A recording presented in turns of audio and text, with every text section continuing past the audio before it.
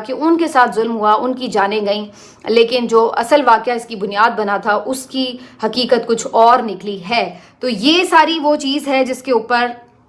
اب سوچنے کا مقام ہے، کیونکہ اس کے بعد جو کچھ ہو چکا ہے آپ اندازہ نہیں لگا سکتے کہ یہ ملک اس وقت کس سچویشن کے اوپر کھڑا ہوا ہے۔ مطلب ہم دیکھتے تھے کہ اداروں کے لیے مختلف جو صوبے ہیں ان کے تحفظات ہوتے ہیں، ان کی شکایتیں ہوتی ہیں، ان کے گلے شکوے ہوتے ہیں، غصہ بھی ہوتا ہے، اور ہم نے یہ دیکھا کہ بلوچستان کے لوگ بھی آ کر یہ بات کرتے تھے کہ مسنگ پرسنز کر دیتے ہیں، ہماری لاشیں ملتی ہیں ہمیں۔ ہم نے کچھ افغان یہ جو پختونخوا کے بارڈرز ہیں وہاں پر بھی اس طرح کی شکایات سنی تھیں اداروں کے حوالے سے،